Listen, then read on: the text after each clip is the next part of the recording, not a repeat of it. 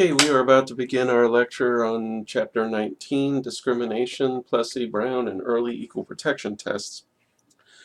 This is an area of law that gives some people some trouble in courses that I've taught. They're familiar with Brown v. Board of Education, as pretty much everybody who's been through public school is. And that's about it. And there's much more to this question of equal protection, the Equal Protection Clause in the 14th Amendment. Than Brown can teach us. So I want to spend some time talking about equal protection. You will recall that we've already encountered equal protection in some instances during our discussion of due process throughout the course. Several cases bring up the question of equal protection. There is the very first one that comes up is slaughterhouse cases. That's the first case the court hears concerning the 14th Amendment.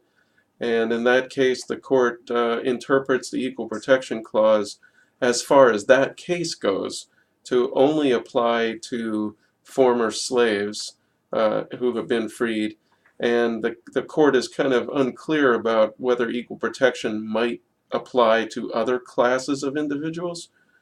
And later, of course, the court extends equal protection beyond just that narrow interpretation to include any situation in which a government, either the national government or the states, might classify according to race. So Korematsu, as we know, is a due process case because we're talking about the federal government doing something to people, and of course the 14th Amendment doesn't apply to the federal government. All the court has is the Due Process Clause. But in that case, we're dealing with a combined claim here. Korematsu claims that he's been classified according to his race. But what has he been classified for? To deprive him of all of his fundamental liberties of movement, speech, union and combination, just virtually anything you can think of, he's been deprived of.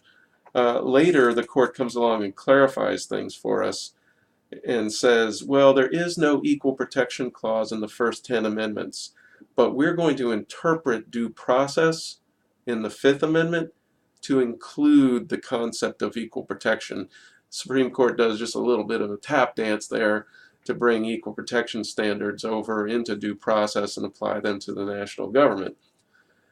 So while Korematsu does not directly deal with the Equal Protection Clause of the 14th, it does deal with classification, and the court says in that case that any racial classification will be presumed unconstitutional.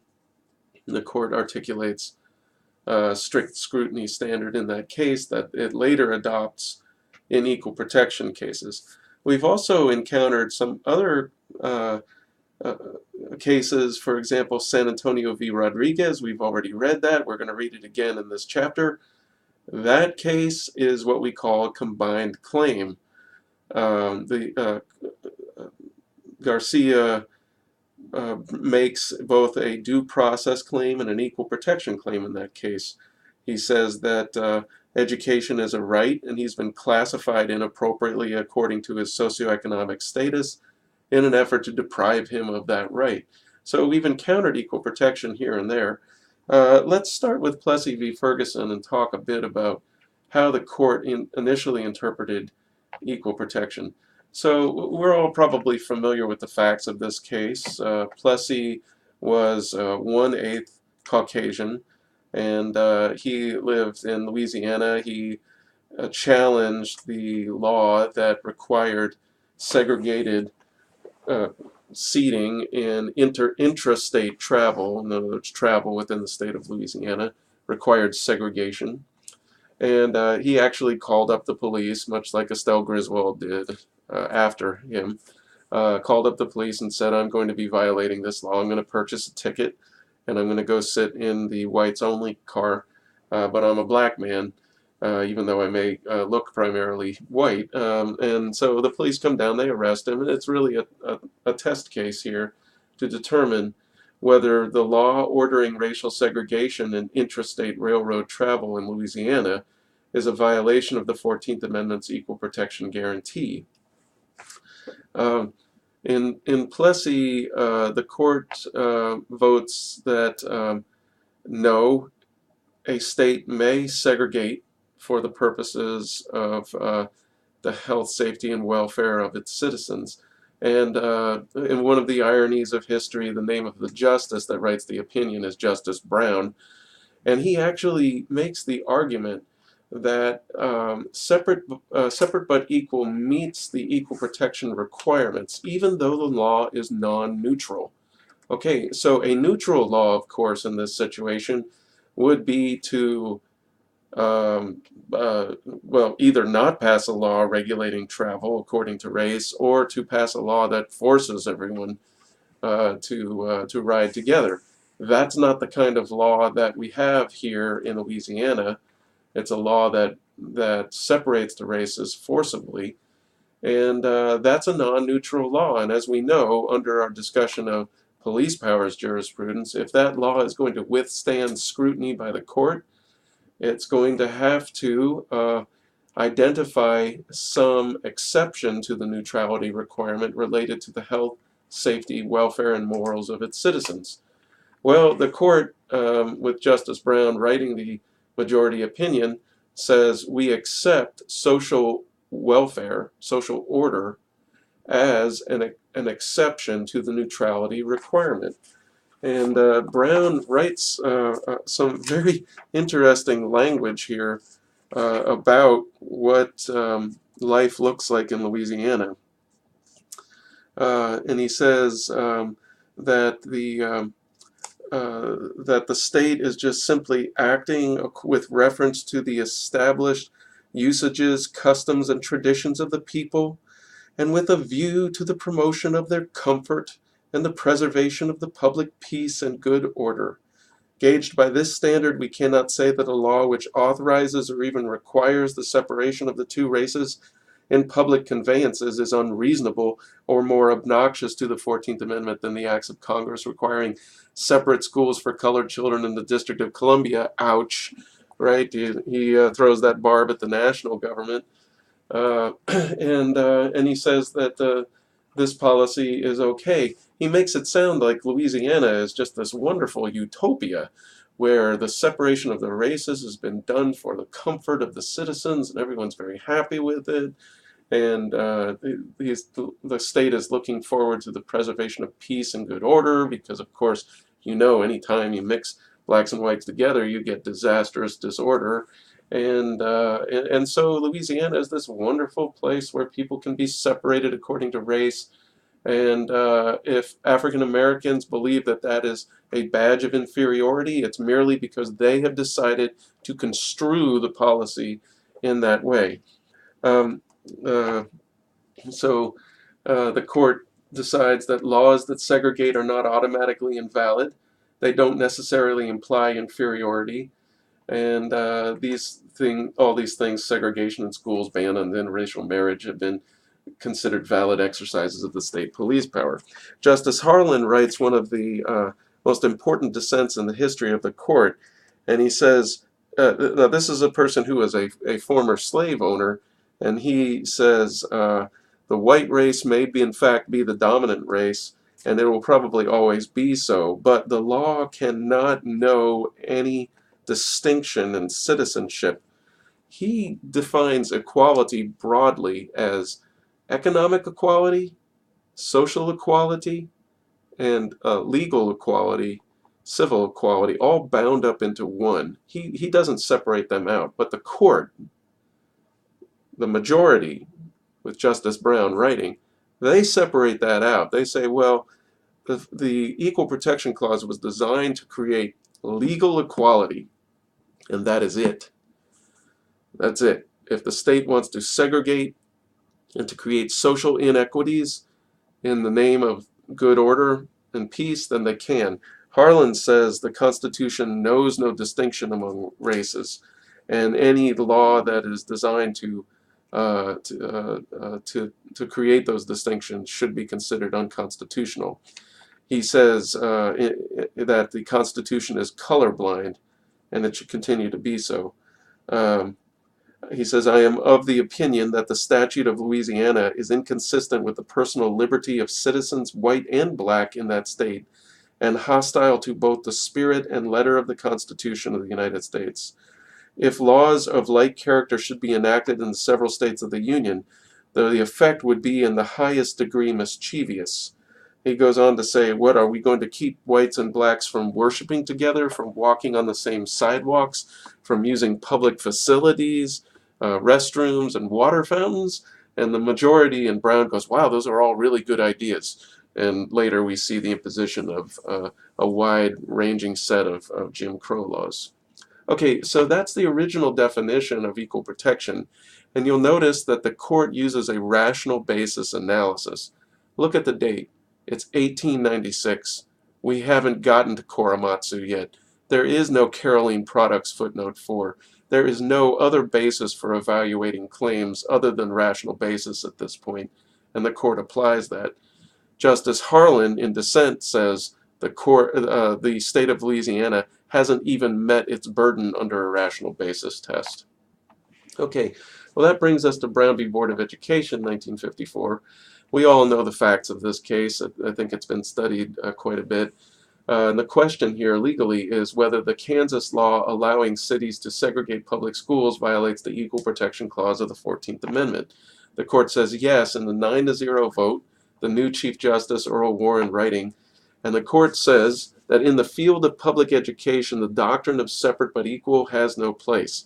Everyone says that Brown v. Board ended separate but equal, which was the rule announced by the court in Plessy v. Ferguson. That is not true. The court, it's a very narrowly drawn decision, and the court says that in the field of public education, primary and secondary education alone, separate but equal has no place. Why? Well, the court actually engages in both an equal protection and a due process analysis. The court says that public education is fundamental to citizenship in the United States. It is absolutely necessary for everything from service in the armed forces to being awoken to the cultural requirements of being a good citizen. What has changed here and the way the court treats education, why the court treats education in this way, is because of the existence across the entire nation of compulsory education laws. All children are required to attend school, either public or private, until a certain age, which varied from state to state. So the court treats education in this case, I would argue, very much like it used to treat property in the 18th and 19th centuries. Property was necessary for citizenship, for being a good citizen, for getting voting rights, for civic participation, for being awoken to cultural norms. It is doubtful that any person in the 18th century in the United States could ever make their way in the world without owning property.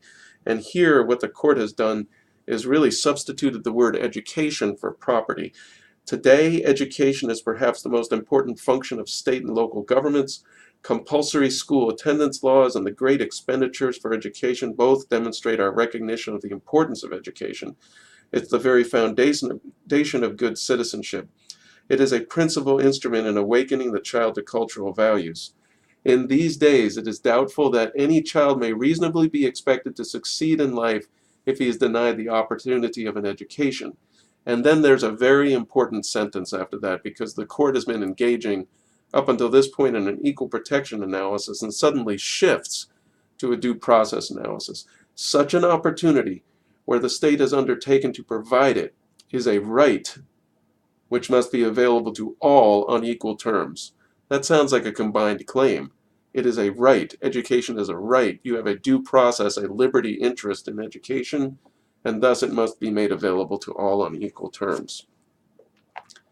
Okay, in Brown v. Board 2, the court went on to ask the question, well, how are we going to desegregate these schools and what's the time frame? And the court says that school districts must make a prompt and reasonable start, and then it is up to courts to judge whether the school districts are complying and moving as fast as they can. And the court gives the federal district court judges all sorts of tools to ensure that school districts are integrating their schools, including busing and changing conditions of facilities and personnel and so on. After Brown, you should note, as we said in Brown, that the court says education is a right. But after Brown, the court abandons this due process analysis in favor of an equal protection analysis. And here's the reason why. So after Brown, people go, well, I have a right to an equal education, right? I have a due process right to an equal education. They start bringing other cases to the court, like, well, if I have a right to integrated education, do I have a right to play golf on an integrated golf course, to bathe on an integrated beach, to use all of these other sorts of facilities and publicly provided services equally? And the court was very unwilling to extend a due process analysis out to include a right to play golf and go to the beach. So the court actually moves toward a purely equal protection analysis when it comes to racial classifications. And we know from Korematsu that the court presumes that racially restrictive policies are unconstitutional under the Equal Protection Clause and under the Due Process Clause. So what are these equal protection tests that the court has come up with? Well, there are three. Here's a bit of a summary of them. First of all, we know suspect classification, right? It's basically strict scrutiny for the equal protection side. Suspect classification. Whenever the government classifies according to certain inalienable characteristics like race, for example, the court suspects that the classification is unconstitutional. So there's this presumption of unconstitutionality. The government bears the burden to demonstrate it has a compelling interest justifying the policy. So the government has to come up with a compelling interest, an interest that the court finds compelling, and demonstrate that it has implemented the policy using the means that are least restrictive to the class of persons to achieve this compelling interest. The second test is one we're going to encounter quite a bit in the next lecture. It's called heightened or intermediate scrutiny. And here, government bears the burden, but the burden is lessened. Government simply has to demonstrate that its policy is substantially related, not using the least restrictive means, but substantially, or not rationally related, but substantially related to an important governmental interest. What's the difference between a compelling interest and an important governmental interest? In fact, what's the difference between an important governmental interest and a legitimate governmental interest like we find under the rational basis test? Well, a legitimate governmental interest, which we'll talk about in just a moment, is just something that government ordinarily does. Provides education, provides roads, puts up stop signs, collects taxes, hands out licenses.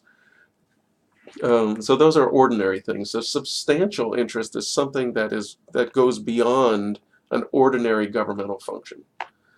And the court uses heightened scrutiny to review policies that involves government classifications according to age and gender. So our last test, then, the lowest of the three, the lowest bar is rational basis. Here the policy is presumed constitutional, and the individual bears the burden to show that the policy doesn't meet a threshold analysis. Okay, what is that threshold analysis?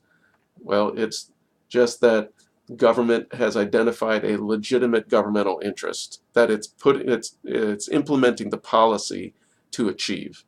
A legitimate governmental interest, and it just has to show that the policy is rationally related to achieving that interest, and any rationale will do as long as it is reasonable and rational. I think in another lecture I gave an example of of government passing a policy that says that we will no longer give driver's licenses to redheads. Well, that's going to be subjected to rational basis review, and government isn't going to leap over that low bar. There's just really no rational connection between the policy and some legitimate governmental goal. Well, the goal is to keep people from having traffic accidents. Sure, that's a legitimate goal, but there's no rational connection between the two. Okay, thank you very much for your attention. We'll move along.